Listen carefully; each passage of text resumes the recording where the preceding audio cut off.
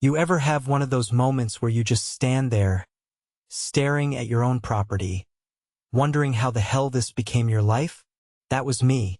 Last Tuesday, boots in the dirt, hands on my hips, and a big OL chain-link gate blocking the only road that leads to my ranch house.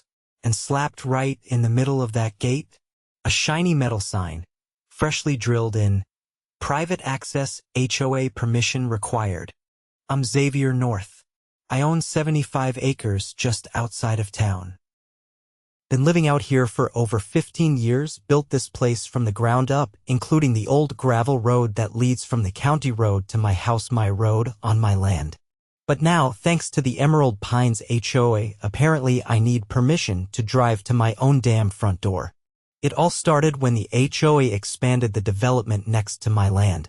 They bought some pasture east of my property line and built a bunch of cookie-cutter homes with names like the Whispering Oaks Collection. Then came the HOA, and with it Nadine Nettles.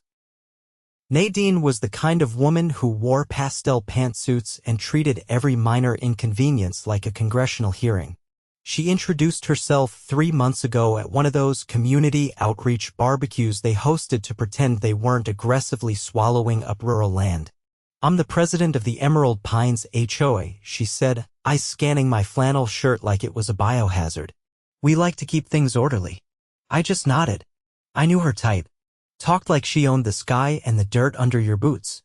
Last week, I came back from hauling feed and saw the gate. Locked. My own road, locked.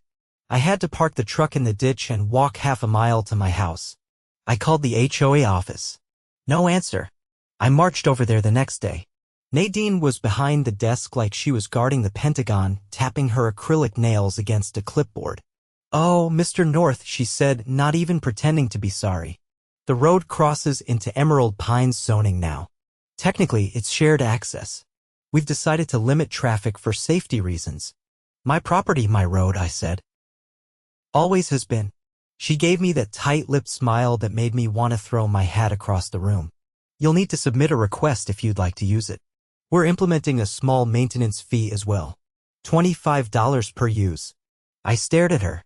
You want me to pay to use my own driveway? It's not personal, she said like that made it better. We're simply enforcing community standards. Now here's the thing. I'm not dumb and I'm sure as hell not helpless. While they were busy paving sidewalks and planting identical shrubs, I was finishing a project I started during the early days of their construction.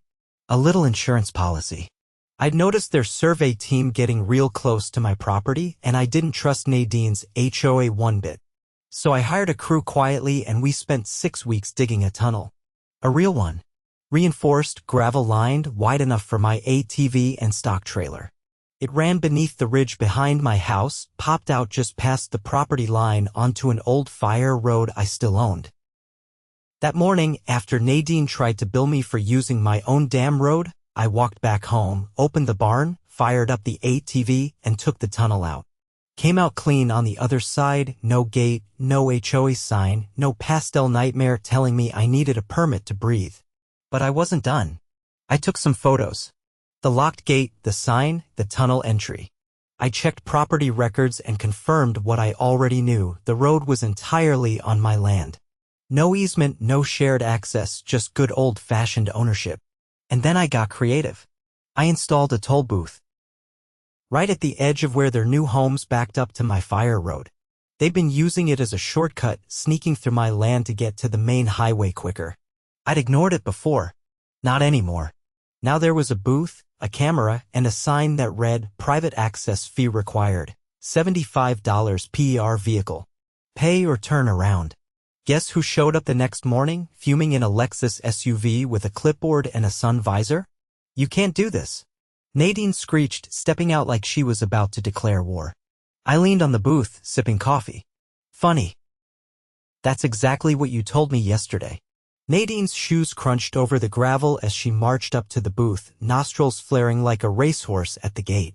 I'd seen that look before on bulls right before they charged the fence.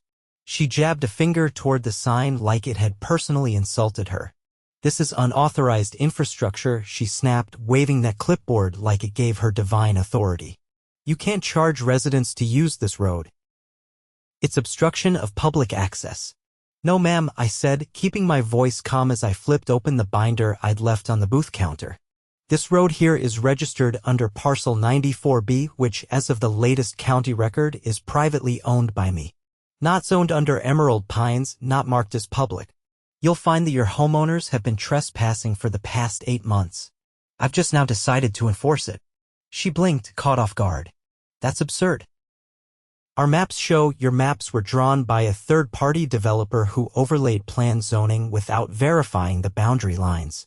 I've got the topographic surveys, the title deed, and the original subdivision filing from the county clerk's office. Would you like a copy? She didn't answer. Just stared at the booth like it had grown a middle finger. Listen, she said, voice tight now, we're willing to be reasonable.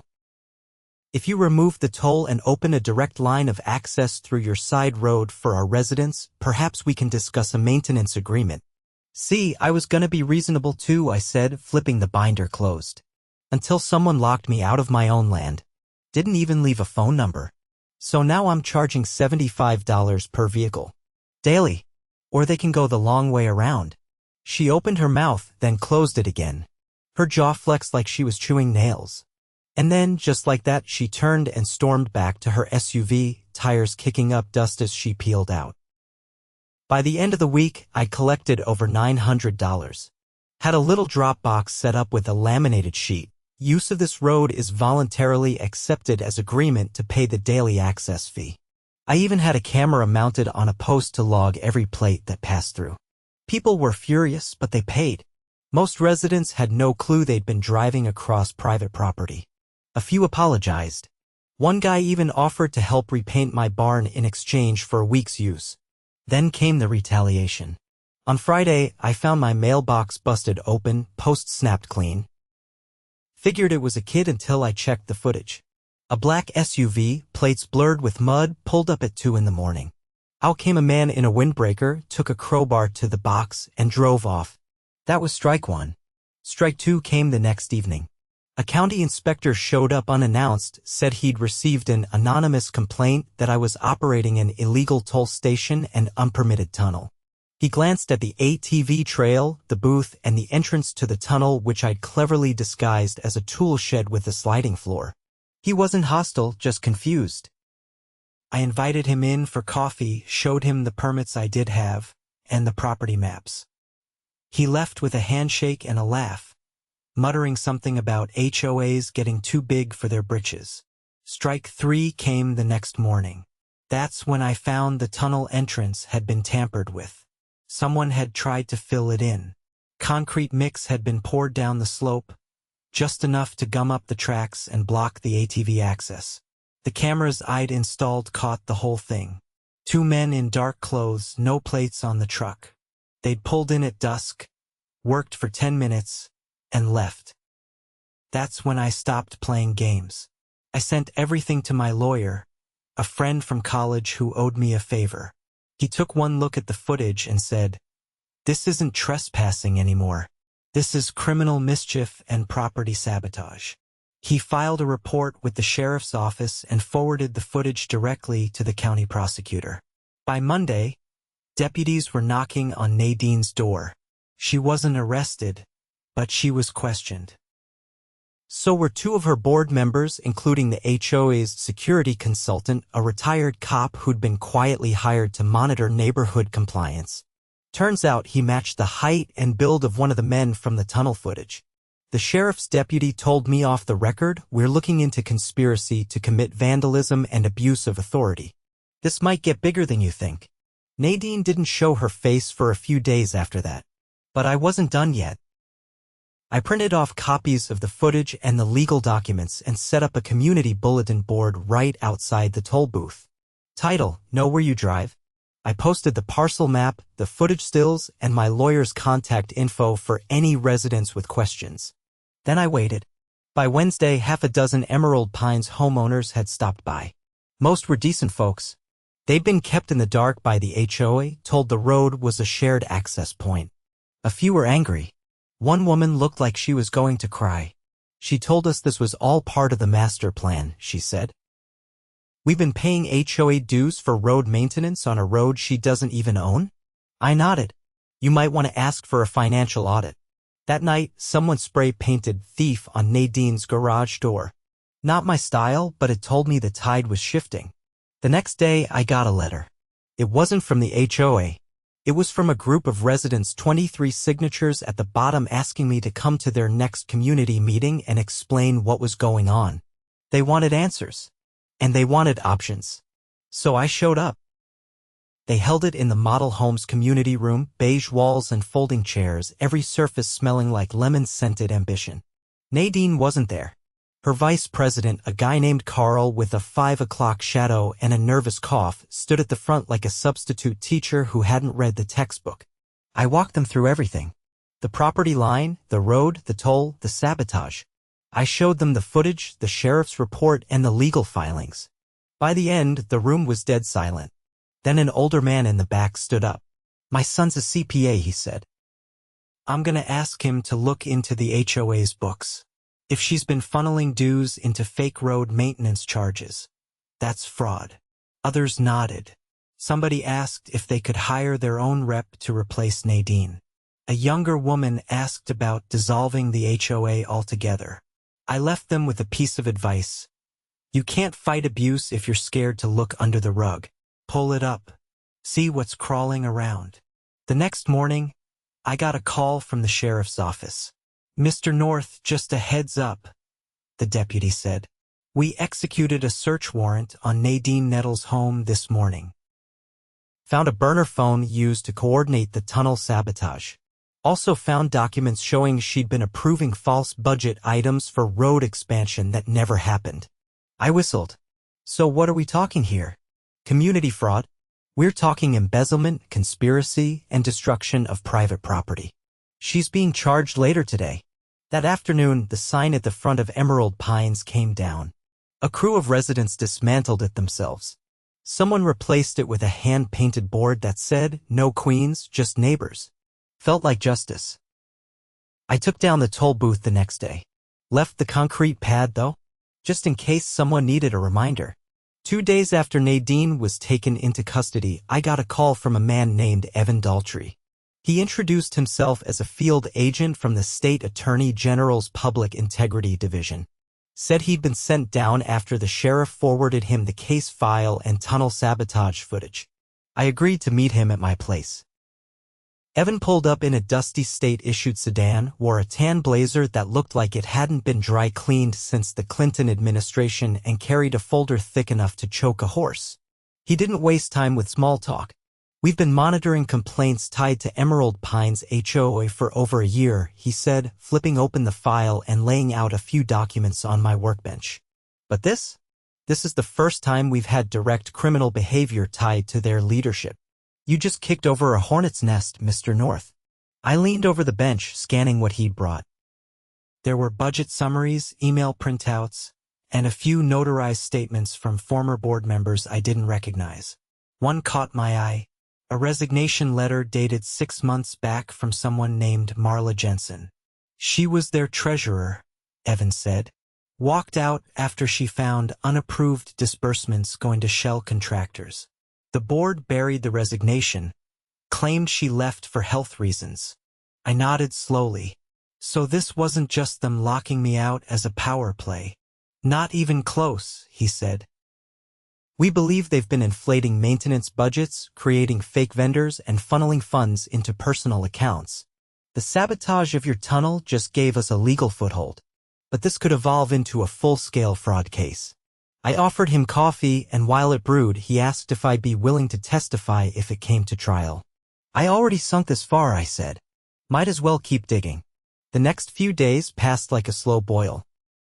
I kept to my usual routine, checking fences, feeding stock, fixing up the barn's west wall, but I noticed more folks from Emerald Pines driving by the fire road. Not to use it, just slow rolling with their windows down like they were finally seeing the edge of their world for the first time. Then, one morning, a white SUV pulled into my drive. A woman stepped out mid-30s, jeans and a red fleece vest. She introduced herself as Rachel Prentice, the newly elected interim president of the HOA. Apparently, Carl had resigned after someone leaked a voicemail of him mocking residents who'd raised concerns about dues. Rachel held a manila envelope in both hands like it contained a live grenade. "I'm not here to cause trouble," she said. "We've taken a vote. The boards agreed to formally rescind any prior claim to your road. We're drafting a letter of apology to submit to the county. And we've started an internal audit." I didn't reach for the envelope. "You personally involved in any of what's coming down the pipe?" I asked. She shook her head. "I just moved here last fall. I was on the landscaping committee until last week. I didn't even know Nadine had access to the HOA's financial system outside of board approvals. I studied her. She didn't have that polished, condescending glint Nadine always wore. She looked tired, like someone who just realized the foundation of her new home was made of wet cardboard. "You're probably gonna lose half your board," I said. "The state's not gonna let this slide." She nodded. "We're preparing for that. There's talk of dissolving the HOA altogether. Some of the residents want to incorporate as a nonprofit instead. Just enough to handle trash pickup and snow removal. No more gatekeeping, no more power trips." I finally took the envelope.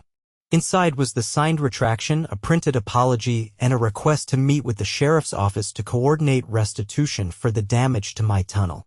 After she left, I drove into town and dropped the documents off with my lawyer. He reviewed them, then gave me a look over his glasses like I just pulled a rabbit out of a bear trap. "They're trying to get ahead of the criminal case," he said. "Which is fine, but the AG's office isn't just going to walk away. They've got enough now to go after procurement fraud, wire fraud, and conspiracy." Nadine's in deep. The next development came from an unexpected angle. I was at the county clerk's office filing a property line adjustment to formally mark the fire road as restricted access when a reporter from the regional paper approached me. Young guy, maybe 25, dressed like he thought he was undercover in a Patagonia vest and scuffed boots. He introduced himself as Logan Briggs and said he'd been following the case. "I'm working on a story about rural property rights and HOA overreach," he said. "Your situation's become a bit of a flashpoint. Mind if I ask a few questions?" I agreed on one condition: nothing published until the grand jury finished their review. He was smart enough to agree right away. He asked about the tunnel, the sabotage, the fake maintenance fees, and how Nadine had managed to keep the residents in the dark for so long. "Fear mostly," I said. "She made people think questioning her meant losing what they had. People stop looking under rocks when they're told it's dangerous." Logan jotted everything down with quick strokes. "You think this story ends with her conviction?" I shook my head. "No. It ends when people stop handing over power without asking who's holding the leash." A week went by, then two. The grand jury indicted Nadine on 6 counts, including conspiracy to commit fraud, destruction of private property, and misuse of community funds. 2 other board members were also indicted, one for falsifying invoices, the other for witness intimidation. Their security consultant pled out early and agreed to testify in exchange for a reduced sentence. By then, the residents of Emerald Pines had started holding informal town halls in their community park. No more folding chairs and hush-hush votes. They brought in a forensic accountant, launched a website to track the audit results, and even started a petition to refund misused HOA dues. Rachel invited me to speak at their 3rd meeting.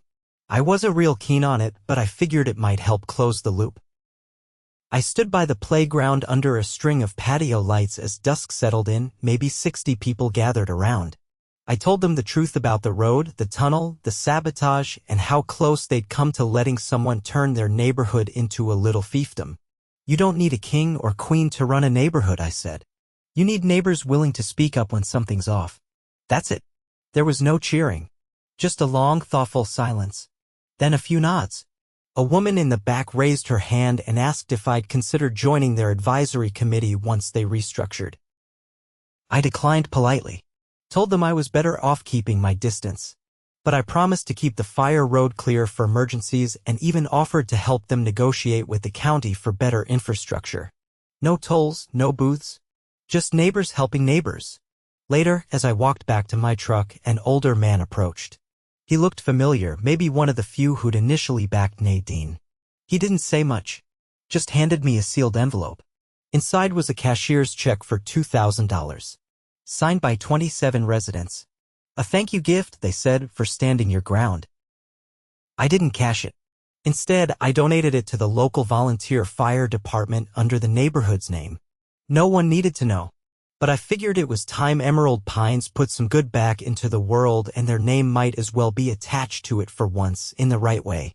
The first sign that the fallout from Nadine's arrest was about to ripple wider came when I got a formal summons to a pre-trial conference at the county courthouse. The document was stapled to an evidence packet detailing subpoenaed financial records, ones that hadn't been part of the original investigation. Turns out the HOA hadn't just been siphoning dues. They'd been laundering money through a fake landscaping company set up by Nadine's nephew. The name on the contract was Green Heritage Solutions. Looked harmless enough. But a quick cross-check with the state's business registry showed the company didn't exist prior to last year. No employees. No tax ID. Just a P.O. box and a series of invoices for services never rendered, signed off by the HOA board. I brought this to Evan Daltrey, who confirmed what I guessed. It's bigger than neighborhood corruption now, he said, flipping through the financials. We're talking felony-level fraud, mail fraud, and tax evasion. The feds are circling. I asked if that meant the trial would be delayed. He shook his head. They want to push this through fast. The judge assigned to the case has a reputation for clearing political junk out of the system. He's not going to let this drag. The next few weeks passed under a tense quiet, as if the neighborhood was collectively holding its breath. The toll booth was long gone, the tunnel cleared and reinforced, but I could still feel the weight of everything that had happened pressing on the edges of our little stretch of land. During that time, Rachel stopped by again, this time with a different purpose. She brought a folder that had been discovered hidden in a locked drawer inside the HOA's community center filing cabinet. It was marked Contingency Plan Alpha. Inside were printed maps, 3 of them. All showed proposed expansions of Emerald Pines onto undeveloped land surrounding my property. One map had hand-drawn annotations circling my ranch with a note, target for future annexation non-compliant. Apply pressure. Rachel looked like she hadn't slept in days. She tapped the page with her finger, her voice low. This wasn't just about the road. They were planning to absorb your land. Bit by bit. They had no legal authority for it, but Nadine convinced the board they could zone around you until you had no choice but to sell. I leaned back from the table, staring at the maps. The annotations were precise down to the foot. They'd even included plans for a community dog park where my east pasture sat. They thought I'd fold, I said. That I'd sell out or get pushed off. Rachel nodded. Some of the board believed you were bluffing when you said you built the road yourself. Nadine told them she'd find a way to reclassify it. I couldn't decide if I was more angry or impressed by the sheer audacity of it. The next week, the courthouse buzzed with reporters. The trial had moved to public hearings and the judge had allowed partial media access. Logan Briggs, the reporter who'd interviewed me earlier, had managed to get a press seat inside. He sent me a single message by courier: "You were right to keep records." I was called to testify on the 3rd day. The defense tried to downplay the sabotage, arguing that no permanent damage had occurred and that the tunnel was unusual and unregulated. But Evan laid out the case methodically: photo evidence, timestamps, sworn affidavits from engineers who confirmed the tunnel's legality and structural integrity. When I took the stand, Nadine sat motionless at the defense table, her eyes locked on the front of the courtroom.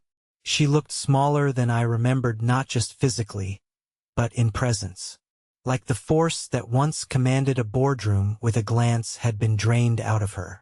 Evan asked me to describe the sequence of events starting from the gate installation to the discovery of the sabotage. I kept it factual: dates, times, what I saw, what I filmed. No embellishments. When the defense attorney tried to paint me as combative, I simply pointed to the property records and reminded the court that the road had been on my land for over 15 years without a single complaint from a neighbor until the HOA formed. Rachel testified next. She brought the annexation maps. The courtroom went silent when she read the handwritten note aloud. "Apply pressure," she said. "That's what they wrote. about a man who just wanted to live peacefully on his land. The jury didn't take long. By the following Monday, Nadine was convicted on 6 counts, 2 for fraud, 1 for conspiracy to commit property sabotage, and 3 for embezzlement. Her sentence, 12 years in state prison with parole eligibility after 8. 2 other board members were convicted as well, though their charges were lighter. The judge ordered full restitution to the HOA, and the court appointed a forensic auditor to oversee the organization's dismantling. Emerald Pines dissolved its HOA within 30 days. In its place, the residents voted to establish a volunteer association with no regulatory authority, just a resource pool for snow removal and emergency services. No fines. No architectural control. No dues beyond what was needed to keep the lights on. They held a neighborhood picnic the following spring. I was invited but chose to stay back. Instead, I sent a small handwritten note taped to a box of donated tools for their new maintenance shed. It just said, "Be better than what you replaced." I spent the following months restoring some of the damage. The tunnel was reinforced with steel beams, and I installed a backup generator in the barn in case of future disruptions. With the threat gone, I started expanding the pasture to the west, something I'd put off for years. Built a new gate system, sturdy, automated, with secure access codes I controlled. Word got around the county about what had happened. A few landowners from other rural communities reached out asking how I'd handled the legal side. I shared what I could, documents, tips, a few strategies. One of them, a retired firefighter, told me his HOA had started issuing wildfire compliance fines to force residents into hiring their preferred tree trimmers. Sounded familiar. By summer, the Emerald Pines neighborhood had changed. Without the HOA breathing down their necks, people started talking to one another again. Kids rode bikes through the cul-de-sacs without being chased off for violating noise ordinances. One of the residents, a teacher, started a little free library on the edge of her lawn. Rachel kept in touch. She'd taken a job at the county planning office, helping draft policies to prevent future abuse of HOA powers. She told me they were working on a bill that would require boards to submit to annual independent audits and ban any officer from serving more than 1 consecutive term. I told her it was a good start, but the real protection didn't come from rules. It came from neighbors who weren't afraid to ask questions. One evening, as the sun dipped behind the ridge and the cattle settled by the fence line, I walked out to the edge of the fire road. The old toll booth pad was still there, cracked slightly from the weather, weeds pushing up along the edges. I left it in place, not because I wanted to charge anyone again, but because I wanted people to remember that sometimes when the world tries to box you in, the best way out isn't through the gate they built. It's the tunnel you built beneath it, patiently, carefully, and with the full knowledge of where the real exits lie. And that, in the end, was how I got my land back and made sure no one ever tried to take it again.